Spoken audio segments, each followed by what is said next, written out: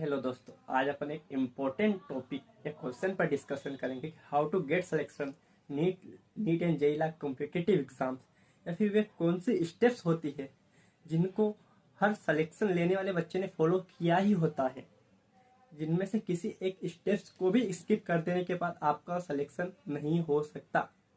ये मैं गारंटी से बोल सकता हूँ। तो वो कुछ इस प्रकार है। पढ़ना, क्योंकि सभी पढ़ते हैं। पढ़ना, समझना, पढ़ लिया, समझना भी मोस्ट इम्पोर्टेंट थिंग है। ऐसे कोई भी एस्पायरेंट नहीं होगा जिसने किसी भी एग्जाम में सिलेक्शन लिया हो और उसने समझा ना हो।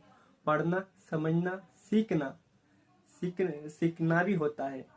जो जैसे कि हम नीट या जेईई में देखते हैं, न्यूमेरिकल टाइप क्वेश्चन आते हैं, तो उन क्वेश्चन को करने के लिए क्या स्टेप्स फॉलो करनी है, कहाँ पर किस प्रकार से करना है, ये चीजें सीखनी पड़ती है। उसके लिए मैथ्स सीखना पड़ता है, जो कि नीट के बच्चों को नहीं आता है सामान्यतः, है ना। और जो ये 3 स्टेप बताइए, ये हमारे क्लासरूम में करा दी जाती है, पढ़ा दिया जाता है, टीचर ने पढ़ाया, समझाया और सिखाया भी।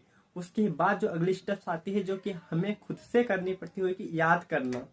हालांकि बहुत सारे कोचिंग्स में टीचर्स के द्वारा मल्टीपल टाइम रिवीजन कराया जाता है याद कराने के लिए, लेकिन उससे नहीं होने वाला, आपको खुद से ही करना होगा। तो पढ़ लिया, समझ लिया, सीख लिया, याद कर लिया। याद करने के बाद में आपने जो याद किया उसमें क्या गलती हो रही है, क्या छूट गया है, और क्या एक्स्ट्रा और भी चीजें सीखनी है, उसके लिए आपको करने की क्वेश्चन प्रैक्टिस, जो कि मोस्ट इम्पोर्टेंट थिंग है। क्वेश्चन प्रैक्टिस करी। क्वेश्चन प्रैक्टिस करने के बाद आपको फिर से कुछ याद करना होगा, और वो क्या याद करना होगा, वो रहेगा उन क्वेश्चन प्रैक्टिस के दौरान आपने क्या सीखा और क्या गलती की। क्या गलती की इसलिए याद करना है कि आप नेक्स्ट टाइम ना करो। ये इतना एक प्रॉपर तरीके से इतनी प्रिपरेशन हो गई। और इसके बाद आता है टेस्ट, जो कि किसी ने स्किप किया तो उसका सिलेक्शन 110% नहीं ही होगा। टेस्ट देगा, और टेस्ट इसलिए देना है कि अपनी स्पीड और एक्यूरेसी बढ़ा पाए एक स्पेसिफिक टाइम इंटरवल में, एक सर्टेन अमाउंट ऑफ क्वेश्चन को सोल्व करने के लिए।